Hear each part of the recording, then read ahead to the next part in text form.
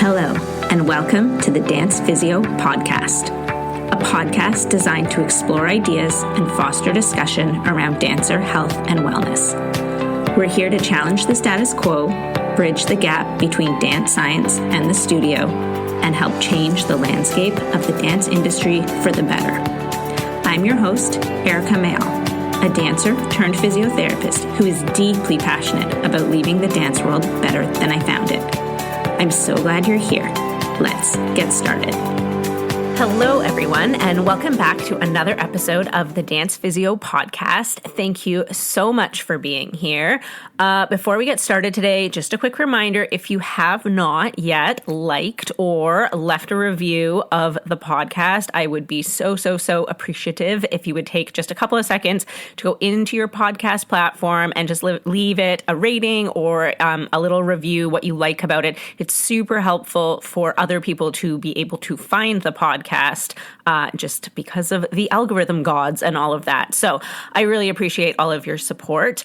And now we will get into this week's episode of the podcast. Today, I want to talk about sitting out of class, or what we do with dancers when they're injured and when they cannot fully participate in class. And I'm just going to preface this by saying that what I'm going to discuss today, I don't necessarily think there is a right way to go about this and a wrong way to go about this, but I just want to sort of raise some points and some food for thought, because I think sometimes we continue to do things in the dance world because it's kind of the way it's always been done. There's a lot of things that are sort of based on tradition and things like that. And sometimes if we actually take a step back and look at things like a little bit more critically, or actually start to evaluate or think like, hey, why is it that we're doing things that way? Sometimes we change our perspective. So I think most people are probably familiar with this sort of mentality or concept of like, if a dancer is unable to participate in class, they are usually still expected to be there and be like watching and observing class. And this has been going on, I think, I don't know, for as long as I can remember. Certainly, this is definitely a thing that was a thing even when I was dancing back in the day. And this even kind of held true for us, like if dancers were sick, which now I look back and think like that was a bit insane that we still expected them to be in the studio, potentially passing their germs on to everyone else. But I remember having kids who would come in who, you know, were like having to leave the studio to go to the washroom to throw up, and then coming back in and sitting in the corner on little blankets and things like that. And I would like to think that we've moved away from requiring students to be at the studio when they're like truly unwell. But I think there still is a lot of studios who do require dancers to be there if they are injured and therefore not participating fully in class. And I just want to talk about that a little bit today and maybe give you a bit of food for thought in terms of how we sort of manage these situations in a dance studio setting. Because first and foremost, I want to make it really clear that dance teachers are not healthcare professionals. And so they shouldn't be expected to kind of manage injuries in a dance studio. But the reality is that a lot of times dance teachers do find themselves in a situation where students are, you know, coming up to them and saying, oh, my knee hurts, or my ankle hurts, or I have a headache today, or whatever the sort of ailment is that's going on with the dancer. And the teacher has to then like make a decision. Okay, what do I do with this dancer? Do I immediately call their parents and send them home? Do I just tell them to sit out for the time being? And those types of decisions that in some instances really do amount to medical decisions, but a dance teacher truly doesn't have any medical training. So we want to make sure that dance teachers are able to do their job, which is to teach dance to the best of their ability, while hopefully not having to deal too much with this kind of like other stuff that's going on in terms of dealing with injuries or illness or things like that. And I mean, the reality is they are absolutely going to have to continue to deal with that, but we want to sort of come up with ways, or maybe policies might be the right word, of like how we deal with that really is best for everybody involved. So the first thing I recommend is that studios have some sort of a policy when it comes to these types of situations. And again, like I don't think there is a totally black and white, like this is the right policy, this is the wrong policy, or whatever, this is what has to be included in your policy. But I do think it's important that studios have thought about, okay, what does this actually look like for us, and how do we deal with these situations? And I'm sure a lot of dance teachers are really familiar with the I'm trying to think how to put this in a politically correct way. The students who every class, there's something else going on that, oh, Miss So-and-so or Mr. So-and-so, I can't participate today because my tummy hurts, or I rolled my ankle in gym class at school, or today my knee hurts, or today I have a headache. It's like one thing after another after another. And in those situations, it can become a little bit difficult because you're like, okay, well, you're here to dance. And so, if it's constantly one thing or another, sometimes it's really tempting to be like, okay, just like suck it up and go do your class anyway. And then on the flip side of that, we have the dancers who are very obviously dealing with some sort of pain or discomfort. And whether that is that, their knee is really sore, and so you can see when they're jumping that they're really like favoring that leg, or, they like kind of like grimace every time they go into a back bend, or like you can just tell that physically something is going on with them. And you sort of question them and say, are you okay? And they're like, yeah, I'm fine. And they're sort of trying to like push through things that you're like, maybe this is not the most appropriate thing for them to be pushing through. So I do think it's really important for studios to have kind of policies or procedures in place that the dancers and the families are aware of ahead of time, like when they sign up for a season of dance or that sort of thing, so that everybody knows how those situations are going to be dealt with. And whether that the way that is dealt with is, okay, you can sit off to the side and observe class, or we're going to, call your parents to pick you up if you can't participate, or, what have you. And again, like, I don't think there's an exact right and an exact wrong way of dealing with this, but it is important to have some sort of thought that has gone into how we deal with these situations, and then be really consistent about it, because we don't want to sort of be treating some students differently than others just based on our perceptions of what's going on with them, because there can be so many things sort of underlying some of these presentations of what we're seeing in dancers, whether that be the dancers who, seem to kind of have something going on every single week. There could be other reasons why they're maybe not seemingly wanting to be participating in class. And on the flip side, there can be other reasons going on too with the dancers who are sort of pushing through things that seem like maybe we shouldn't be letting them push through those injuries. So I think it's just really important to be consistent so dancers know that, okay, if I can't participate fully for whatever reason today, this is what happens. And so, examples of how you could deal with that. I know studios who will have like, those big yoga balls, like the stability balls you use for PBT and things like that. They'll kind of have them in the studio and say, do you know what? Okay, if we can't participate because your ankle's hurting or whatever it is, you can go and sit on one of the stability balls in the back, and you can kind of follow along and do your arms and heads and do like as much as you can kind of like participate in.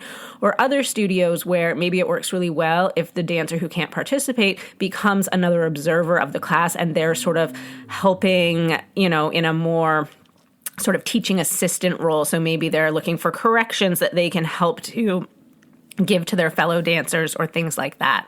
So these sort of policies can help us deal with the things that kind of pop up on a day-to-day basis that dance teachers are having to deal with, just so that, again, everybody knows what the procedures are and how all the dancers are going to be treated in those situations. What I want to discuss a little bit more today is what we do with the dancers who are going to be out for a little bit longer periods of time. So these are dancers who have had an injury that's maybe more on the significant side. So we know that they're going to be away from the studio, or at least away from like full participation for, say, 2 weeks, 4 weeks, 12 weeks, whatever it happens to be the duration of the injury. Because what do we do with these dancers? And what I see really commonly is, and again, this was like sort of the policy when I was dancing, is dancers are still expected to be at all of their classes. And so, even if they can't participate because, let's say, I don't know, I'm trying to think of what a good example was. We're going to go with a patellar dislocation, because I have a client on my caseload right now who is sort of dealing with this. So, a dancer has dislocated their kneecap. We know that they're going to be out of dance, not able to participate for a length of time. Let's just say it's going to be 3 months before they're back kind of dancing fully, or that sort of thing. how do we deal with these dancers, or what should we be doing to sort of accommodate dancers in this situation? Because especially if these are dancers who are dancing a lot of hours, I think we need to start to evaluate or think about whether it's appropriate that we require dancers to be at the studio for that amount of hours, like that number of hours, if they cannot be participating. So, for example, say you have a dancer who's dancing 20 hours a week. Do we really need that dancer to be at the studio for 20 hours a week just watching everybody else dance while they're not able to participate? And I think that, you know, the thought process behind this and a lot of the reason that these policies have sort of been developed is that we want our dancers to still kind of like know what's going on, and we don't want them to like miss out on choreography and all of these types of things.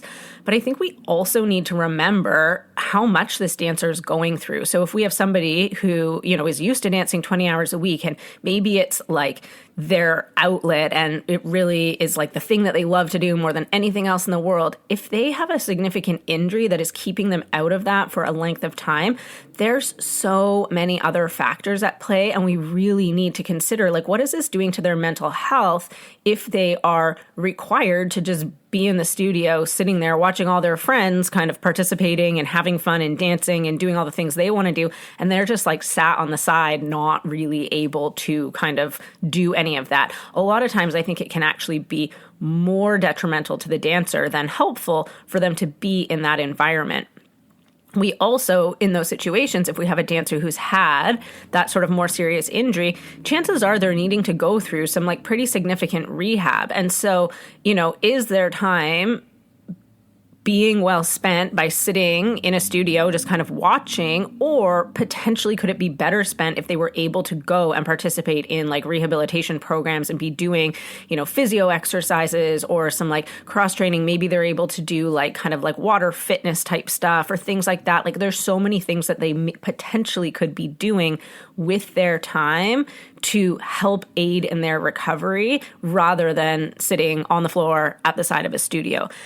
And I'm not saying that we shouldn't require them to be there at all, because there's actually research, and this comes more from like the occupational health research. So we know that, say, workers who are injured on the job actually have improved return to work outcomes if they stay attached to the workplace setting in some way, shape, or form. So workers who, if they're injured and then they just like don't go to work for, you know, X number of weeks because they can't complete their job, if they don't have any contact with the workplace and they don't sort of remain attached to that workplace, they actually have longer recoveries than workers who are potentially maybe still going into the job site periodically. They're staying in contact with their, you know, coworkers and their employers and things like that. So we do know that there are benefits to staying attached to, in this case, it's a workplace, but I think that this research probably, especially if we think about professional dance companies, like that is their workplace. So there is likely benefit that probably crosses over into dancers remaining attached to their dance studio or company or what have you. However, the research also shows that that participation or attachment to the workplace needs to be meaningful. And I'll talk more about that in a second, because I think that's a really important part that maybe sometimes we like miss in the dance world. In terms of the requirement of dancers like being there and watching and things like that, like I said, I don't think it needs to be super black and white where they either like have to be there or aren't there. But I think that sometimes we can like make some exceptions or come up with a plan that works for that dancer. So again, if you have this dancer who's dancing, say 20 hours a week, maybe half of those classes are like competition team classes. And so those are the classes where they're running their competition numbers and it's choreography based and it's all of that kind of stuff. And maybe the other half of the classes are more tech classes. So I think it's not unreasonable to say, okay, we want the dancers there for the competition classes because, you know, choreography can potentially change, or corrections are being given out, or we want to make sure that everybody's on the same page when it comes to the timing of this section of the dance and things like that. We want that dancer to be there so they're not then jumping back in, you know, 6 weeks or 8 weeks later and they've missed like a whole bunch of things and all of a sudden the dance feels really different to them. I think that's especially important if we have a dancer who has an injury that's maybe going to take them out for a length of time, but they are going to be back in time to participate in some of their competitions or performances or recitals or what have you. It's important for them to know what is going on. But on the flip side, do they need to be there for the other, let's in this example just say 10 hours of technique classes where they're not participating and they're probably not gaining the same amount of, knowledge or kind of insight in those technique classes. And that's not to say that dancers can't pick up things in a technique class by listening to the instructor give corrections and things like that. But again, we have to balance this with like, what is this doing to the dancer's mental health? Is it benefiting them being there and maybe seeing their friends every day? Maybe that's a really positive thing for this dancer, but other dancers, that actually might be really hard for them to deal with. They might be really struggling with the fact that they're missing out on competitions or missing out on big milestones within their dance year, and being there is like a constant reminder of what they're not able to do. So I think we need to be sensitive to the fact that not every dancer is going to benefit from sitting in the studio watching for like all of their classes every week. And I think that we can oftentimes figure out, okay, what are the like really important classes for a dancer to be here for? And what are the ones that we can say, do you know what? You don't need to come to those classes. You can go home and do your rehab. You can, do whatever. And like, maybe we even start to encourage those dancers to explore like another interest or passion during that time. So they have something else to keep them going while they're dealing with this injury so that it's not so all consuming in their life. Because we know that a lot of dancers sort of wrap up their identity as like, I am a dancer, and it becomes like a very kind of blurred like line between like their identity and what it is that they do. And so sometimes dancers need a chance to step back a little bit and really explore other parts of what makes them them that is not just I am a dancer. So just food for thought in terms of how we deal with that aspect of like the requirement for dancers to be at the studio watching when they are not able to participate. So I want to come back to this idea of meaningful attachment. And again, this comes from like occupational health kind of research that workers who are meaningfully attached or have meaningful duties that they can participate in or participate in have better outcomes in terms of injury recovery than workers who are kind of more isolated or are potentially given work that does not feel meaningful or fulfilling to them. So it's kind of just like these sort of like make work projects or things like that. And I think we can take that concept and apply that to dancers. So if we have dancers who are going to be at the studio, whether that's for the full number of hours they would normally be dancing or even just part of those hours, are there things that we can give these dancers to do that makes them stay meaningfully connected to the studio and to their peers and to their dance team and all of that sort of stuff? And this is going to vary hugely based on like what their injury is. So what their sort of current physical limitations are, like how much they're able to participate. But I think oftentimes there are things that we can give them to sort of stay meaningfully engaged. And whether that is, observing the dances as you're like cleaning them and maybe they're taking notes for you, or maybe they get a little task that they're in charge of that's maybe like a costuming type thing. Like, okay, they're going to participate in doing some of like the accessories for the costumes for the number. Or like you can be creative about what this kind of attachment is. One of the things that I see studios do that I really love is some of the dancers who can't participate fully in their own classes, but maybe they're still going to be at the studio anyway. Sometimes they bring them in as like an assistant to some of the really little classes. And that can be such a nice way for dancers to feel like they're still meaningfully attached. They have a bit of a leadership role. They're like helping out with the littles. They're becoming a bit of a role model. And maybe they can physically do what the little kids are doing, or they're just helping more with classroom management and things like that. So it's stuff that they can do within the boundary of that injury they have. So I think that we can think about ways to try and keep these dancers engaged with tasks that feel meaningful to them. And I think this is going to vary dancer by dancer. And I think that we can flat out ask them, like, what types of things are they maybe interested in? And maybe we have a dancer who has like a hidden passion for choreography that you didn't really know before. So maybe they get to experiment with that a little bit. And so you give them, 10 minutes at the beginning of class where they get to choreograph like a warm up or a combo or something for the class. Who knows? Maybe it's a dancer who's really interested in costuming or like that more kind of like creative side of performing arts. And so it's a chance for them to like kind of explore that or participate in that. So I think this can look different for different dancers, but thinking of ways that they can stay really meaningfully attached that's not just sitting there watching. Because I can tell you from all of the dancers I work with in the clinic, a lot of them get really, really bored just sitting on the side watching over and over again. And I don't blame them. I'd get really bored too. So I think they then, their mind starts to wander and they're maybe not as like fully engaged as we think they are because, let's be honest, who wants to sit and watch the same dance be rehearsed and cleaned and stuff for, potentially an hour and a half when you're not actually physically in there participating with it.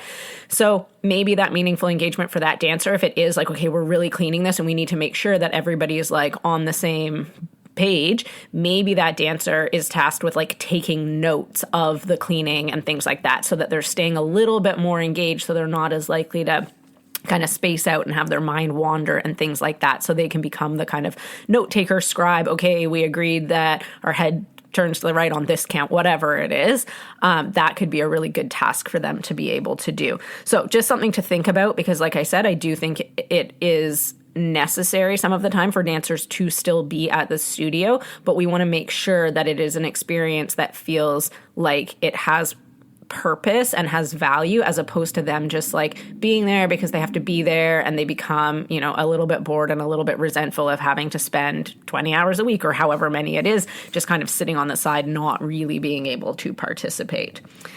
And then another thing to sort of think about when we have these dancers who are potentially injured more long-term is how able are we to accommodate like a gradual return to dance participation.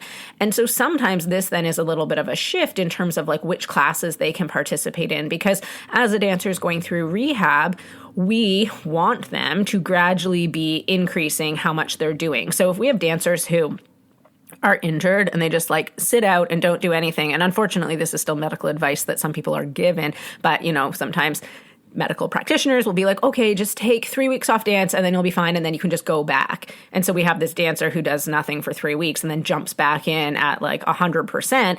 That usually does not go well. What we want and what a good rehabilitation program should look like is them gradually reintegrating back into class.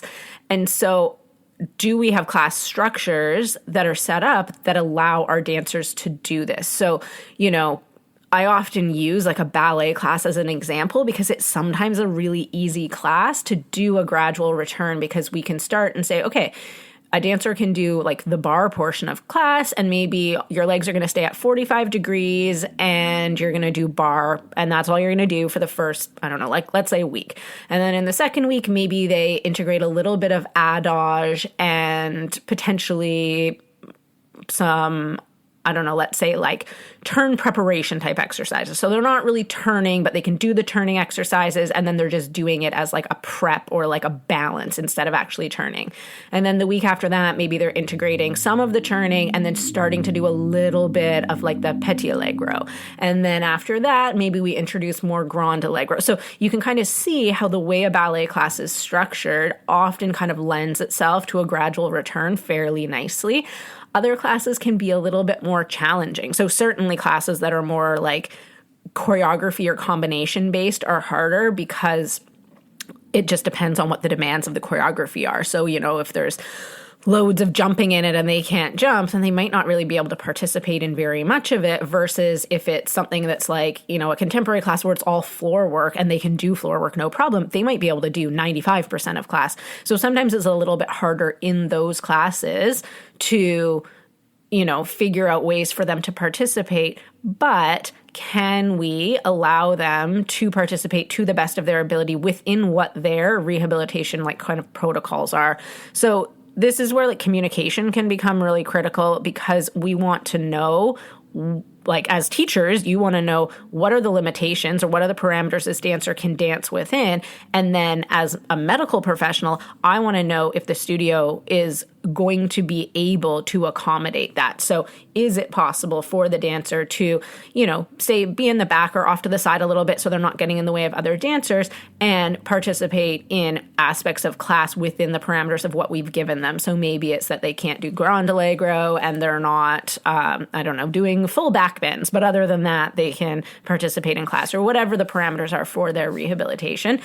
So we just want to consider that, especially as a studio or as a dance teacher. How do you accommodate that where the dancer then doesn't feel like a bit of a nuisance? So a lot of times dancers will come back and, we've given them parameters of, okay, these are the things you can do in class. And then they come back and I'm like, oh, how did it go? And they're like, well, I couldn't really do any of that because there wasn't space. And I was like, getting in the way of other people. So I just had to like sit out and watch, or things like that. So can we figure out a way, again, without impeding the other dancers in the class, but can that dancer have, the back corner to kind of do their things in a modified way in that class? And again, I think a lot of dance teachers do this really well and just sort of say, okay, do what you're meant to be doing, or do what you can, or follow what your physio said, or whatever. But sometimes I think it can be challenging. And so dancers get a bit discouraged, and sometimes maybe need a bit more support from the teacher to say, okay, this is like your spot. You're gonna, dance within your parameters in this area, and the other dancers are just going to make sure that they don't like bump into you, or whatever that kind of looks like. When dancers are at that point where they can sort of be doing gradual returns, oftentimes the tech classes, which maybe at the beginning of an injury when they weren't participating at all, those were the classes that maybe like weren't the most useful for them to go to and watch. These classes often become the classes that are the most useful, because they can modify things. If it is a tech class, there isn't an expectation of them being able to dance a dance full out, or, do choreography and stay in their place and things like that. So these are classes that oftentimes are easier for them to reintegrate into within kind of their own physical kind of limitations, or what their rehab parameters are.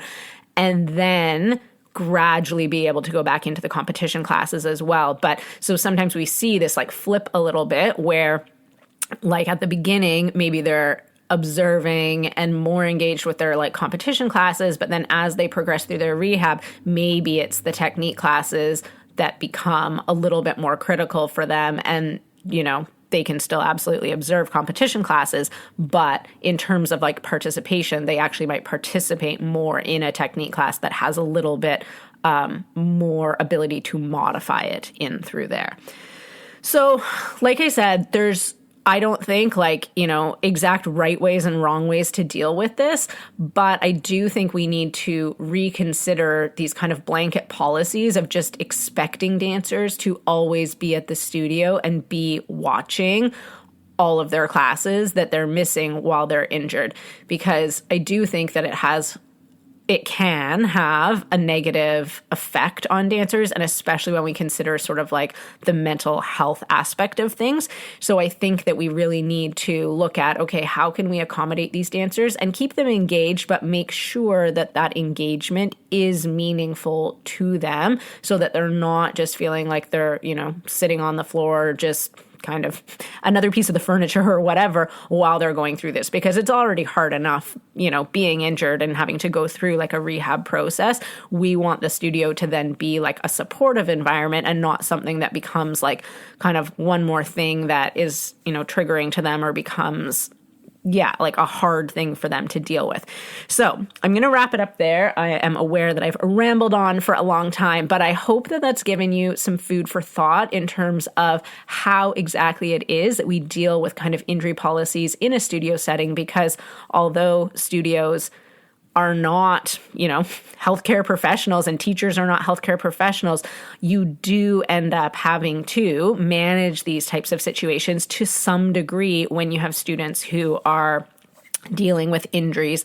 And so having some sort of idea of how it is that you're going to go about dealing with that is really, really beneficial, especially before injuries happen. So when they do happen, you feel like you have like good kind of procedures and policies in place that you can follow, and the dancer knows that as well, so that they feel supported during that sort of journey of what is already like a difficult process for them. If you have any questions or other ideas of ways that you manage these types of things at your studio, or things that have worked really well for you in terms of like managing dance injuries, I would love to hear from you. Feel free to send me a message. I am Dance Physio Erika on social media, or you can email me. My email is in the show notes. Once again, thank you so much for listening. I really appreciate all of your support, and I hope you have a great rest of your day.